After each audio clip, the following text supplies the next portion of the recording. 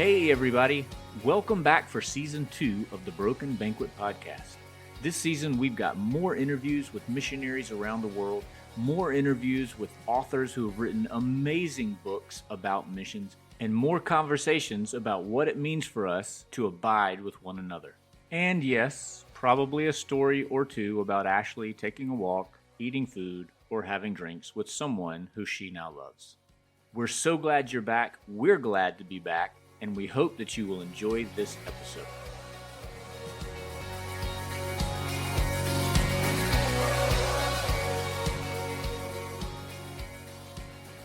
So, Will. Yes, Ashley. I've been very excited about today ever since we talked to John Woodward this morning, because I get to introduce you to another friend of mine. You've met Julie Dodge. Yes. You've met Mitch Arbelaez. Yes. You've met John Woodward a gazillion times. Yes. You met Stefania. Yes. a lot too. and you met Patrick Marunga. Have I met everyone in your cohort? You nearly met everyone in my Doctor of Ministry cohort. I think I should get a Doctor of Ministry just because I've met everyone that was in your cohort. Can you work on that? I can work on it. Okay. We'll have to have Jason Clark on next, and that way you can. Is he what's his name on the thing? Yeah. Okay. That would be good. Let's work on that. All right, Jason, you're up next. But now you get to meet Deve Persad. And I love Dave so much because one day it was somebody in his family's birthday. And it made it on Facebook that he was saying happy birthday to this person in his family. Well, then somebody thought, oh, well, it must be Dave's birthday. And so it became this chain of events of happy birthday, Dave, happy birthday, Dave, happy birthday. It became such a big deal that every time we saw Dave from there on out, we just said, Dave, happy birthday. Thanks. So much so that by the time we ended up in Cape Town and then in Hong Kong, we were singing to him in person. And then after we graduated, the tradition continued on, and they kept filming a happy birthday Dave video at all of the cohort meetings.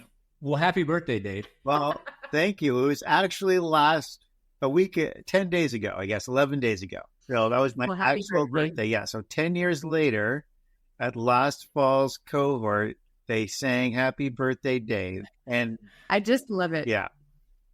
Yeah. I hope you got some presents from some of those people who mistakenly thought it was your birthday. I got a lot of free desserts over the 3 years in our trips around the world. I did get a lot of free desserts at the restaurants we were in. That'll do. We at Cape Town, South Africa, we went to one right on the waterfront, which you'll get to go to in just a couple of months. Oh, great. And we surprised them, and they brought up the sparklers and everything. It was fantastic. Well, Dave is definitely one of the most thoughtful people I've ever met. Mm-hmm. He is a pastor. He is a missionary. He is a leader extraordinaire. He has great vision. His writing ability is one of the best that I've ever read. Wow. So I think that you are really going to love Dave and love getting to know him well. So Will Bailey, Deve Persad. Nice to meet you, Dave. Great to Welcome to the Broken Banquet Podcast. Yeah, well, thank you for having me. It's great to be with you all the way from up here to all the way wherever you guys are today. Wherever we are. Where are we, Ashley? We're together, We're Ashley. together. I'm poking you. Again, you were poking me. I'm poking you in the shoulder. Lizzie, and you're still poking me. Well, Dave is in Ontario. Yes. Yeah, Canada. That's right on the Michigan border. About an hour north of Detroit is Port Huron, Michigan, and we can see this. So there's a river that runs right between where I am and where Michigan is, and it's not separated by much. Well, thank you for joining us. We are in San Isidro, Costa Rica, and I'm thankful that through the miracle of electricity and internets and Zooms and whatever this program is called, we are able to be together and have this conversation. Thank you. Thanks for joining us. Yeah, it's great to be with you. I look forward to talking. Anything about mission is always exciting. Well, that's where I want to start. I want to hear who you are, Dave. I just want you to give a little bit of a blurb about who you are, and then let's go on the journey of being a pastor, and especially your El Salvador mission partnership. And then I want to hear all the new things that are happening in your life too. So just give us the blurb to begin with, and we'll go from there. The blurb is, it's hard to believe, but it's for me to think about even. I was born in Trinidad. My family brought me to Canada, and when I was probably less than a year old, and I grew up in Ottawa, Ontario, which is the capital of Canada. My parents come from a Hindu background, and so that was part of my upbringing. They were divorced probably by the time I was maybe 11. And so that also helped shape a little bit of significantly my journey. So both my parents' faith background and the dissolving of their marriage certainly affected me for a long number of years. And it really wasn't until I was 18, 19 years old that I first heard about Jesus. After dropping out of high school and then coming back to high school, that's a whole other story in itself. But then meeting people who would introduce me to Jesus and help me to understand that I have value just for who I am through that process. So that's now, it's 37, almost 37 years ago, but still feels as vibrant to me to recognize the difference that Jesus makes in my life. And many of those friendships have endured throughout all these years because of just how special they are. And so that aspect of things, understanding the difference that Jesus can make to our lives, that continues to fuel what I do, what I get to wake up and do every single day. And I just find myself incredibly fortunate in my brokenness, to have been found and to recognize that I have purpose because of who God is and how much he loves me. That's a lot in a little nutshell right there. I want to just talk all about that, but let's talk about how you got from that point then to how you became a pastor. So very early on in my Christian experience, my relationship with Jesus, I certainly felt this as I read the Bible more and listened more to the really compelling teaching that we were getting Sunday in, Sunday out from our lead pastor at the time. And just really felt this calling. I had no idea what that was, but this idea that God had more for me in just beyond attending a church. And as I certainly read the scriptures and saw what Jesus was inviting to, I thought there's something there. And I remember one day sitting in church listening, and then it was like just this impression that God said to me, "You're going to do that." And I'm like, what does that even mean? And then our pastor at the time was 37 years old. And the impression really was me at 19 years old, as a new believer, understanding all of this, just feeling this impression that God was saying to me, when you're that age, this is what you'll be doing. I'm like, I have no idea what that even means or how that even can come about. So I heard that. And then so kind of the following year, I thought, well, if this is something that God has for me, I should probably go to Bible school. And so I ended up going to Bible school for a year. I thought I was going to be going for 4 years, but on the way back from my first year, had a terrible car accident, totaled our car, and could never afford to go back to Bible school. And there were some things going on with our family, and I thought it was important for me to be at home and serve our family during that time. And so that's what I did. I was back in Ottawa, and I was helping my family as best I could. And then I learned to serve as part of the church. And I was there that the Lord used other people to discern, hey, you have a gift for teaching. Why don't we give you a shot at this? And was really mentored significantly during those years. And so the idea of serving with my gifts and that started to take hold. And the idea then of going to Bible school, that never seemed to be in the cards ever again. But still, this thing, that full-time ministry, whatever that looks like, was important. And so as I'm back in Ottawa and this has gone on, I'm continuing to read the scripture and just this idea that God has more for me. And so I decided to quit my job a few years later, and I went to Spain for 3 months with a mission organization to learn from missionaries firsthand. So it wasn't an organized trip, I just put it together myself with an organization that was willing to let me just live with some missionaries for a few weeks at a time.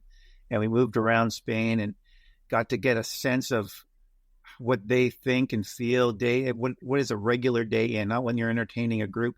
What does a regular day feel like living with them? And then I came back from that and tried to reintegrate into my life there.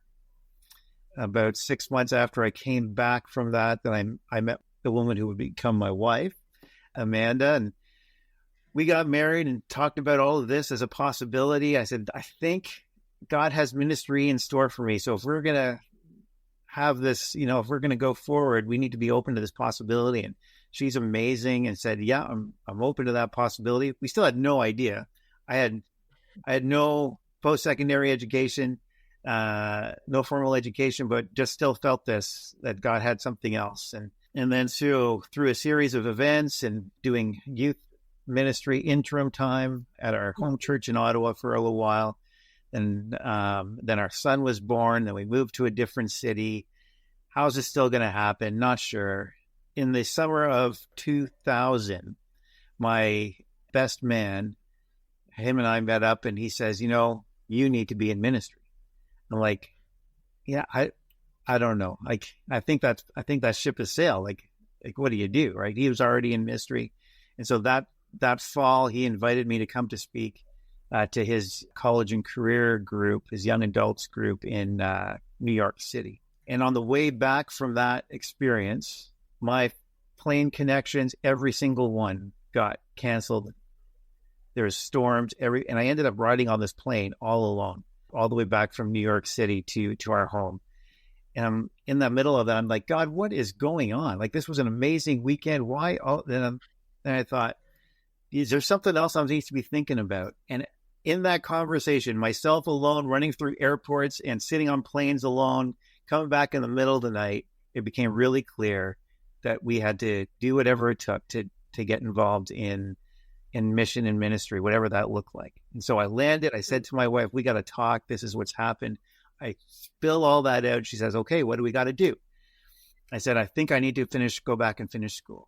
Well, in the midst of all of that, while I was away on that weekend teaching to this group, our home church here in Sarnia, Ontario, that we had been part of for a couple of years, they had been looking for somebody to come on staff. And they actually, on that weekend I was away, they had somebody come to be added on staff, to speak for a call to be added on staff. Well, I had no idea what happened. We were relatively new. I had no idea what happened. And so later that week, when I got back, the pastor called me and asked me if I'd consider serving on their leadership team. And I said, I'd love to, but I'm sorry. We're just about to sell everything we got, and I'm going to Bible college. And he says, oh, well, that's interesting. You feel this call to ministry. He said, we should talk about that. He says, because the person who was here this weekend, things just didn't work out. So we actually have a spot that's open here. Would you be interested in coming on staff here? And then we'll figure out the schooling part on your own, because we can affirm you're this gifting, this call to ministry. So that winter of 2001 is when I first started here down the hall in ministry in Sarnia. So it's a crazy story, but it's one that I know that the Lord is in. He continues to remind me of the uniqueness of that. And so because of the support of this home church, I was able to jump into a master's degree and get a master's without having an undergrad degree, and a unique circumstance with the institute that I was in, to be able to allow me that, because they based a lot of it on my experience, my mission experience and things like that. And so 23 years later, I'm still on staff here in different capacities over the years, but I love the opportunity to speak life, bring the truth of Jesus and his message to the people that he leads me to. So that's a little bit of the story there. It's a good story, Dave. That's a good story. It's a great story. I've heard most of that before. And what I want to ask you about is, from the first moment I met you, I heard about your love for El Salvador and the partnership that you had there. Yeah. But hearing you talk about Spain, I'm wondering how much that experience played into your formation of this partnership with El Salvador. Yeah, that is a really good question. So that experience in Spain for those 3 months, that continues to challenge me and shape me. And certainly during those 3 months, the Lord gave me the capacity to understand Spanish and even speak Spanish during those 3 months. I've never had that experience again outside of those 3 months. And so certainly there was an inclination, well, if we choose El Salvador, perhaps I'll have some, the Lord will gift me again with that Spanish language understanding. That has not happened to that extent. So the choosing of El Salvador for us as a church was really a reflection of who are we as a church body, as a church family. What are our gifts and strengths? And that became, so that was part of the equation. So we're compassionate, merciful people who demonstrate that most readily in practical examples. And so we build houses through an organization called Shelter Helps, and they build houses for the poorest of the poor in the country of El Salvador. And so it spoke to the mercy, compassion piece of who we are as a church family. It also spoke to the practical aspects of how we function best. And then choosing El Salvador also because it's in the same side of the world. It doesn't require as much time away from home to be able to go. So we can go and come back in a period of 8 or 9 days. So you only have to take a 1 week off of work, essentially, if you want to go. And so those two things really were it fit who we are. It was an extension of the way we function locally in mission. And then in terms of the practical nature. So now it's been 15 years that we've been participating in this. So Dave, how do you think, or how do you hope the members of your congregation would describe that relationship? What does it mean for them? I'm sure a lot of them have been over the course of the last 15 years. I'm sure there's a lot who haven't been, but if we sort of sat everybody down at a table and asked them for them to tell us about your relationship with El Salvador, how do you feel like the church would describe that relationship? So one of our goals in establishing a relationship, and this was the very first one in terms of a global partnership. So one of our goals in that was to have a mutuality. Whatever we were going to be involved in was going to be a long-term relationship where there was mutual benefit. That we weren't going to solve anybody's problems, but we were going to benefit from what God was doing in that particular area through those particular people. And that was a foreign concept. Like 15 years ago, when you were going to go on a mission trip, you went to solve problems, you went to give money, you went to be the hero. And we've learned some hard things along the way because in part, that's the way we were instructed to go. And that's the way it started. But our desire to be part of something that was long-term, mutually beneficial, and self-sustaining, would provide self-sustaining solutions, has continued to fuel that. And so wondering, does our church family get what we're doing? I think that's a great question. And we probably didn't for the first 3 or 4 years. But then we had a leak in our roof and leaked into the foyer of our church building. And I remember sitting down at our board meeting, and we're like, okay, what's this going to cost? And they're like, the number came up, and they're like, well, that's the equivalent of 2 houses for 2 families in El Salvador. We can deal with a hole in the roof. Why would we take away the opportunity for families to hear about Jesus and to have a secure and safe house? And that's when we started to realize that our church was getting a hold of this. And if you were to walk in here, our sanctuary was built in 1979. It doesn't look all that different. And anytime we try to go and make any kind of significant improvement to that space in particular, people are like, we only really use this space once or twice a week. This money can be better served in other places. And so we definitely, as a whole, our church family gets that. Now, certainly you have to kind of re-educate because people come and go. And so we kind of continually teach that. But as a whole, that understanding and from that part of it. And then probably the flip side of that is, or the other perspective of that is, okay, well, what about us? Well, actually, the Lord is looking after our needs, even while we're not trying to draw attention to our needs. And that's it's really bizarre in that sense. And so it's always very humbling. It's a humble reminder every year of God's provision and God's desire to see his people move out and to bring, just to embody the message of Jesus, as well as speaking the message of Jesus in all that we do.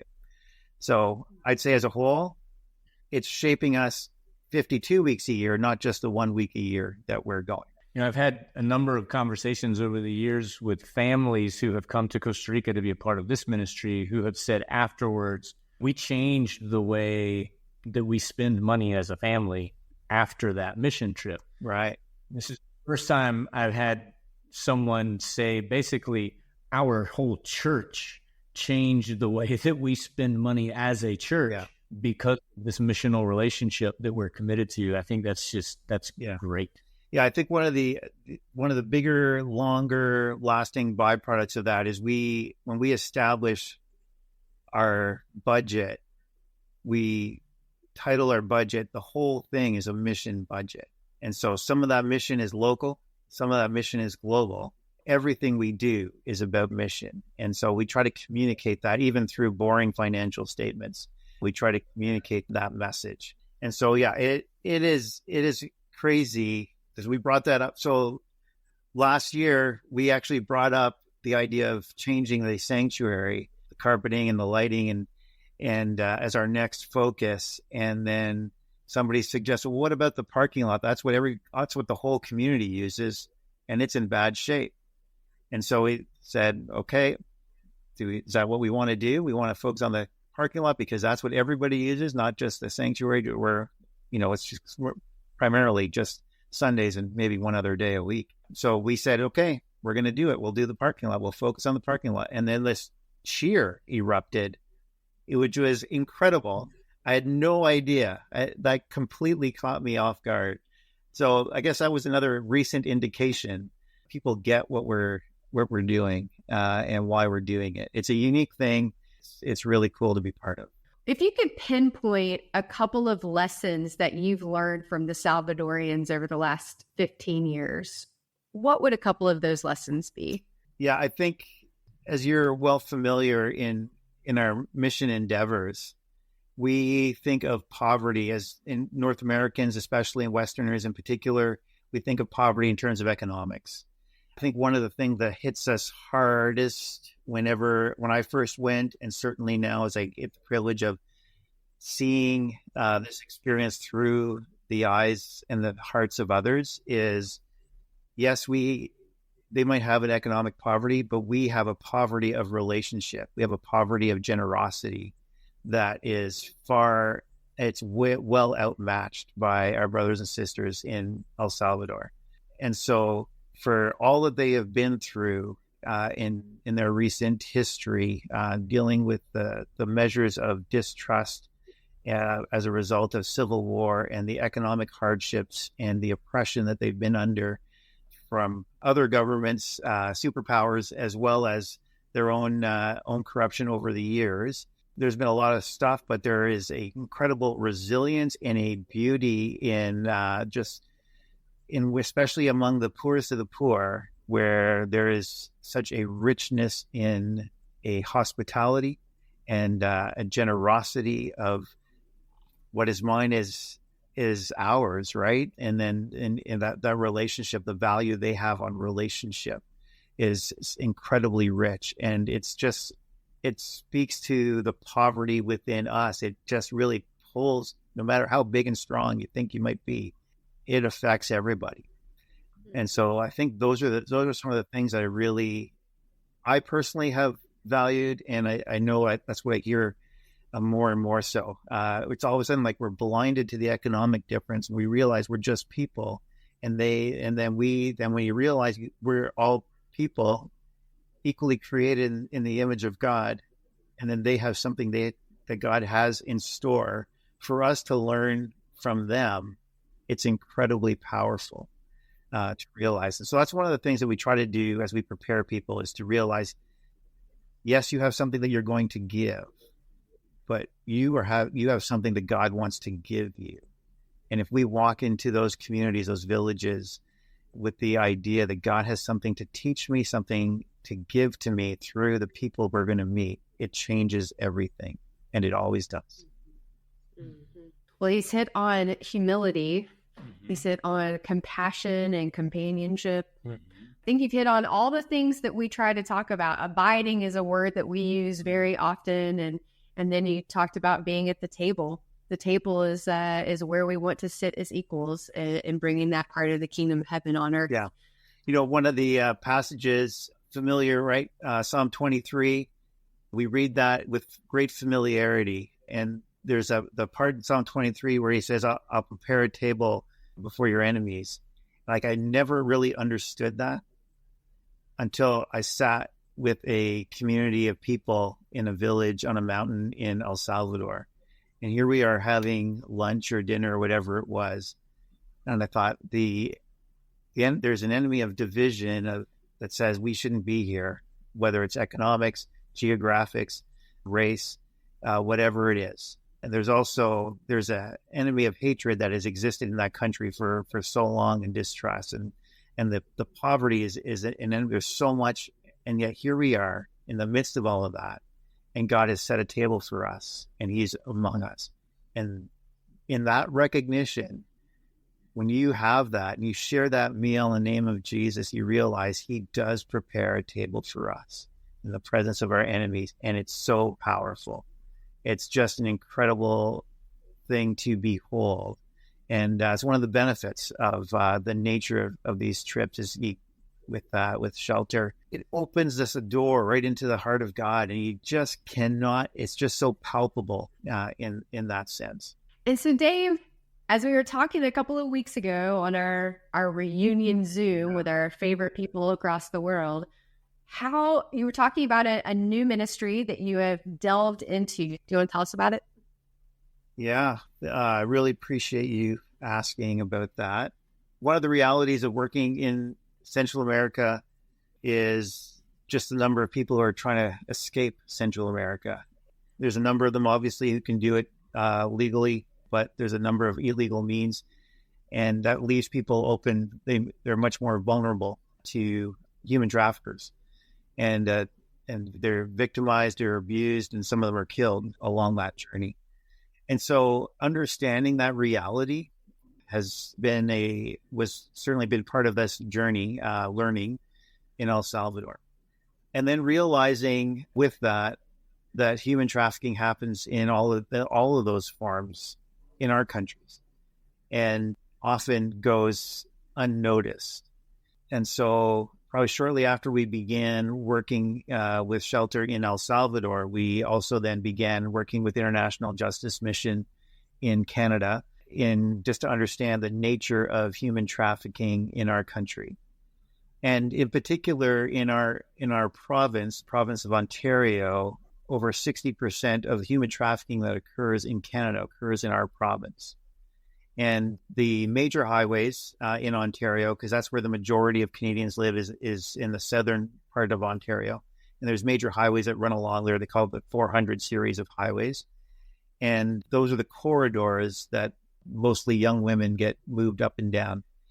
And so gaining an understanding of that, and then recognizing that we're sitting on the corridor, the challenge for us was, okay, what do we do with this information?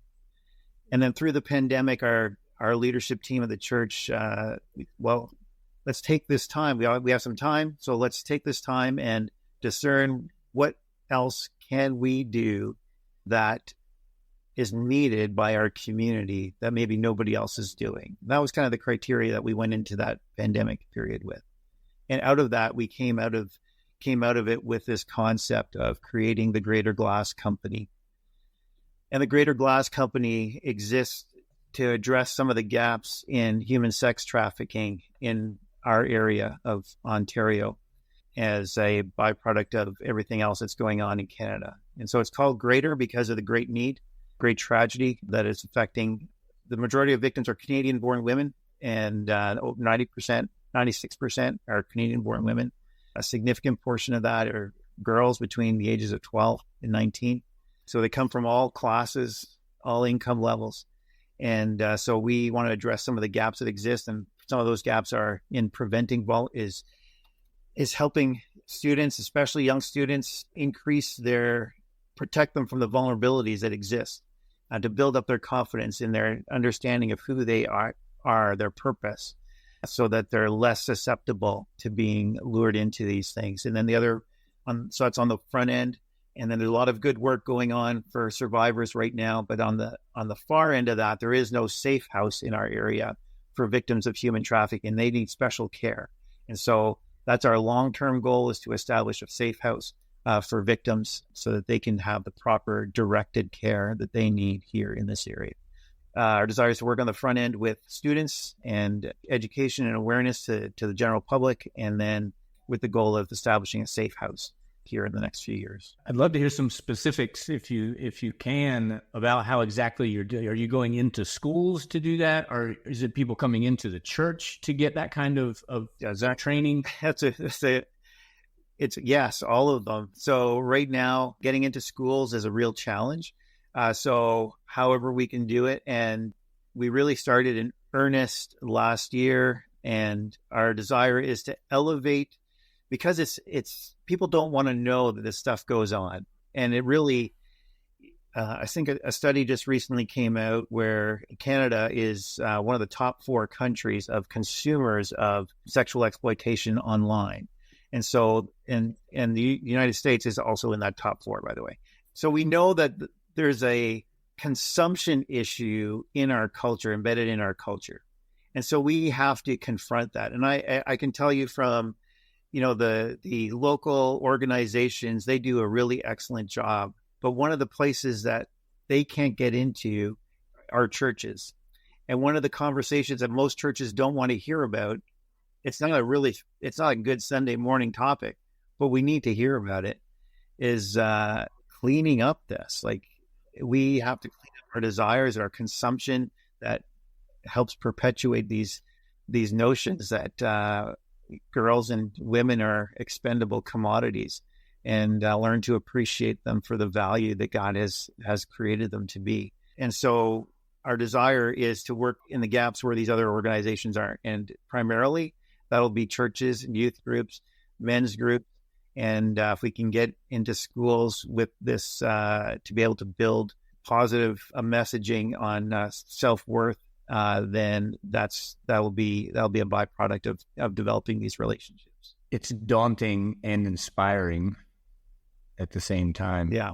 Like, I'm so thankful for the counseling program that we have as part of this ministry. Yeah. But I hate the fact that we have to have a counseling program. Right. And I'm thankful that you, in that season of discernment as a congregation, had the clarity to recognize this need. But I'm sure it's daunting, but hopefully also empowering for the church. Yeah. To have identified it and said collectively, yes. Yeah. It's heavy to think about and to read about and to consider. But one of the reasons why we decided to develop a separate entity was to move it outside the confines and the perception of it's our church's thing, because it's too big. It's too big an issue. Yeah. And so creating a separate organization allows us to develop greater partnerships and hopefully expands the opportunities we have to provide, to amplify the good voices that are already existing in our community around these issues. And so one of the means, another reason why it's called Greater, is because we sit on the shores of the Great Lakes system. We find we have a social enterprise piece to this, where we take beach glass that we find on the shores of the Great Lakes, and then in part of our presentation is even when I meet people, I put a piece of beach glass in their hands, and I ask them to tell me where that beach glass, what was that beach glass in its original form?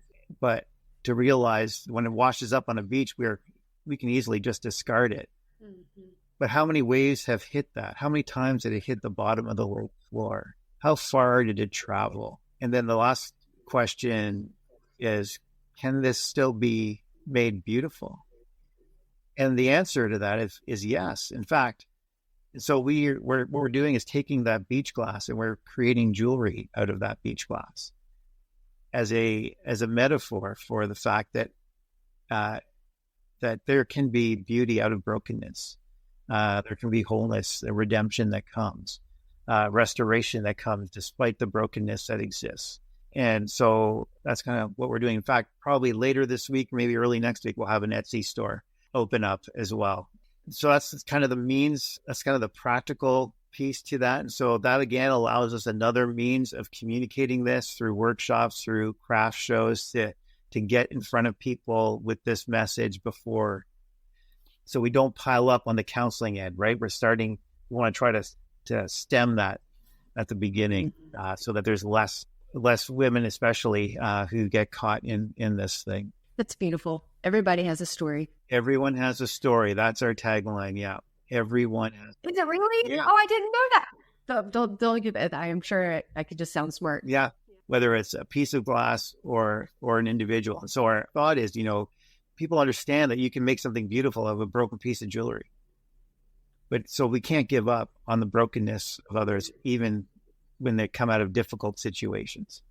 It's a discover, restore, journey are our key points on that. And the journey idea is it's a long road of recovery for a survivor. It's not necessarily a smooth, beautiful ending, but we're committed as followers of Jesus. We have the capacity to walk a long road with people in their brokenness so they understand the beauty that is existing through restoration.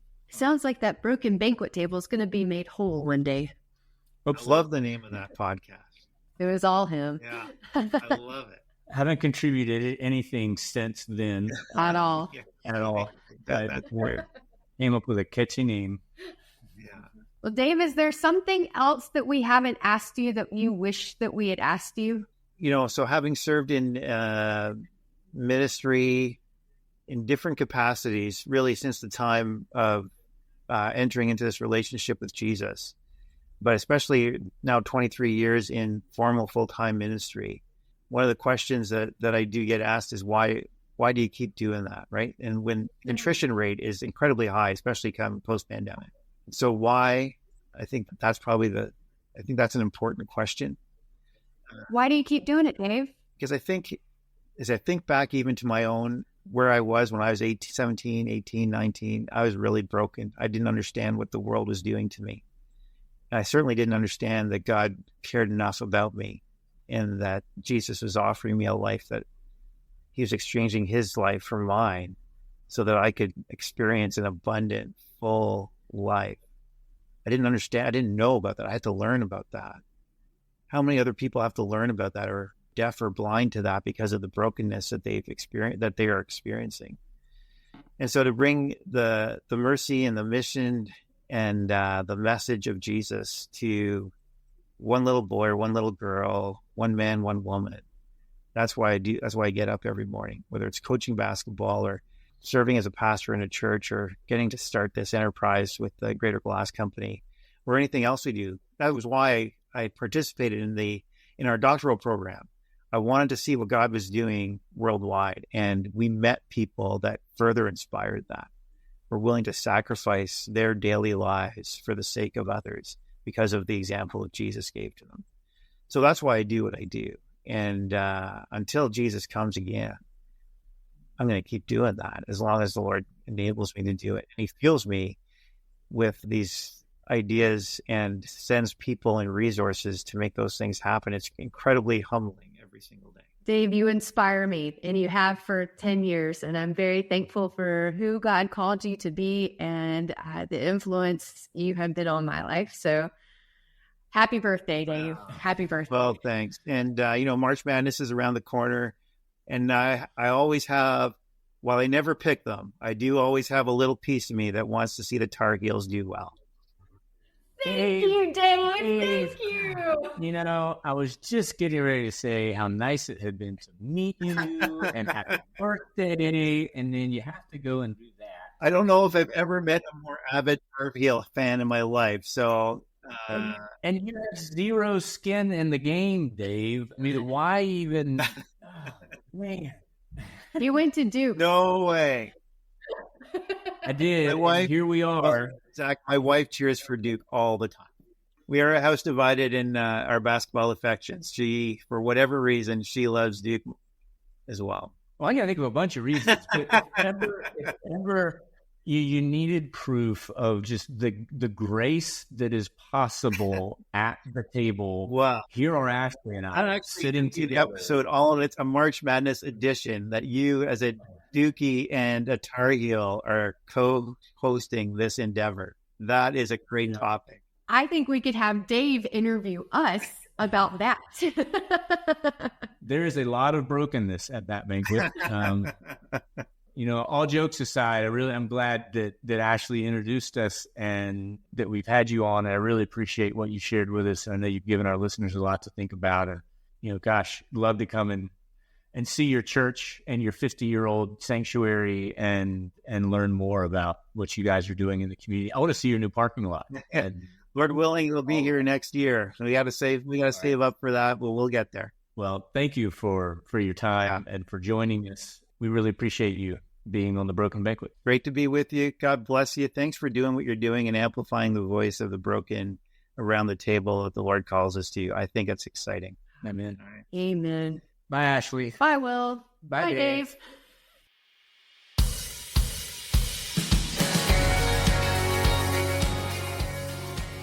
You've been listening to The Broken Banquet, a podcast by Will Bailey and Ashley Goad. Music provided by Irene and the Sleepers. Join us next week for another episode. He's prepared the table. All things are ready. Come to the feast.